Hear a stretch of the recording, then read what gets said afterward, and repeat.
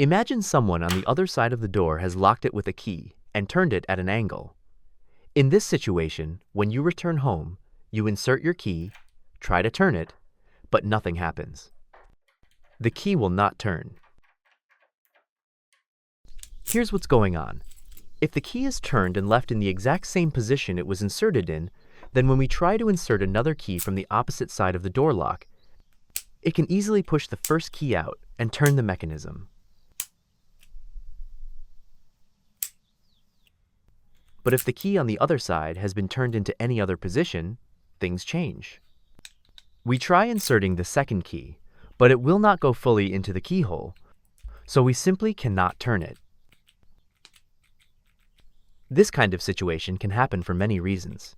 For example, an elderly or ill person locks the door and does not hear the doorbell or knocking. Or maybe someone is drunk, locks themselves inside, falls asleep, and of course does not respond. Or you leave a small child alone in the apartment for a short while, and while playing, they turn the key. There can be many such examples, but the result is the same. We start to worry a lot when we cannot get inside. But do not panic, there is a solution. First, it is possible that the key inside the lock is almost in the correct position and only slightly turned. Even in this case, our key from the outside may not go all the way in. Try gently tapping your key. This might quickly and easily fix the problem, and your key will push the opposite one out. As you can see, now we cannot push the second key in. But if we tap the first one again, the second key pops right out. If simple tapping does not help, slightly pull the key back so that only the tip stays inside the lock, but it still holds and does not fall out. Now strike the key's head gently with your palm like this. You can repeat this a few times.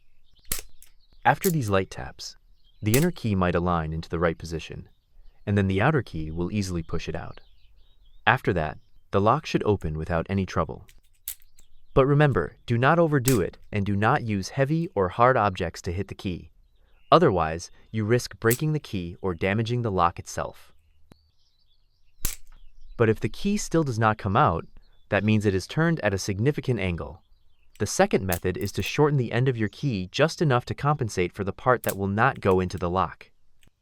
But the key point here is do not file off too much at once. It is better to remove a little at a time and keep checking. Ideally, if you are in a private house and have access to tools nearby like in a garage, that is perfect. In that case, a metal file will work great. If you have a vise, you can clamp the key and leave just the part sticking out that needs to be removed. Then, using the file, grind down that section. It is very convenient to do this in a vise.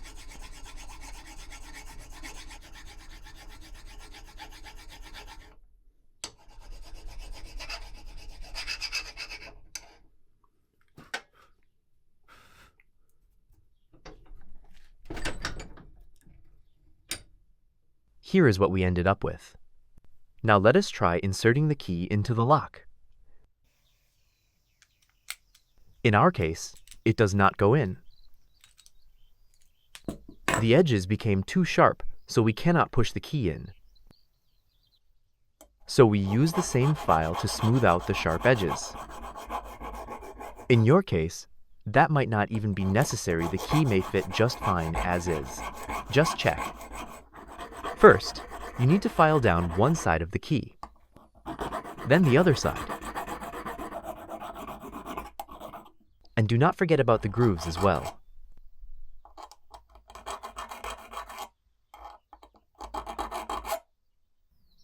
So, here's the result. We can hold it up next to the intact key and compare the result. As you can see, I filed off just a tiny bit. Let's try again. The key goes all the way in. We turn it, and the lock opens. Notice the opposite key also starts turning, and most importantly, the lock's latch moves. Sometimes, when using a shortened key, it turns freely, but does not engage. In that case, you just need to press down on the key a bit harder, and it will work.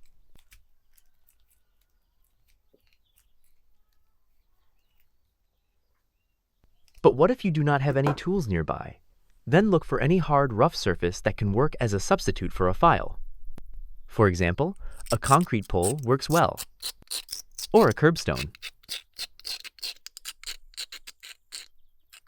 Sure, this might take a bit more time than using a file, but not much.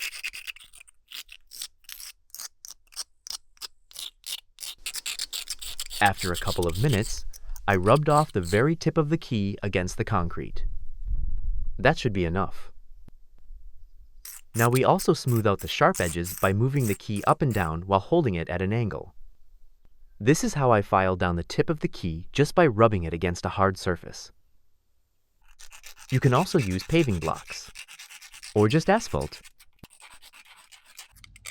A rough metal surface can help too, maybe an old metal tool, or even a rock or a brick. For comparison, I placed the worn-down key next to the spare one. As you can see, I only removed the very tip. Let me remind you once again, if possible, file off the tip little by little and test it right away. If you remove too much, there's a good chance you will not be able to open the lock. This is a perfect moment to test this method on a lock like this with a key with teeth. Let us insert it. Turn it. As you can see, it works. Again, not every turn will move the latch. Apply more pressure and keep turning.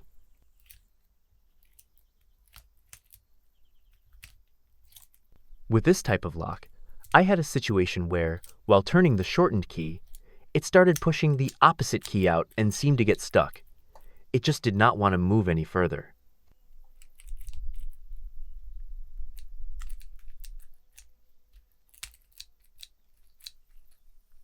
But when I pulled the key back slightly and gave it a light tap, it pushed the opposite key out. It started working again. Let's try again. As we turn the key, our shortened key once again pushed the opposite key forward, and once again, it seemed to get stuck. But what if we wiggle it back and forth a bit? That works too. This way, we push the opposite key out even further, and now it no longer gets in the way of unlocking the lock. Locks can cause all kinds of annoying problems. If you have faced a different issue, like a key breaking off inside the lock, I have a separate video where I show how to get it out using various methods. Click the picture on the left to watch that one. And if you are using cheap locks, especially padlocks, you really need to watch the video on the right.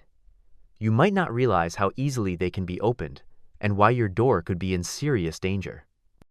Click the picture on the right to see it for yourself.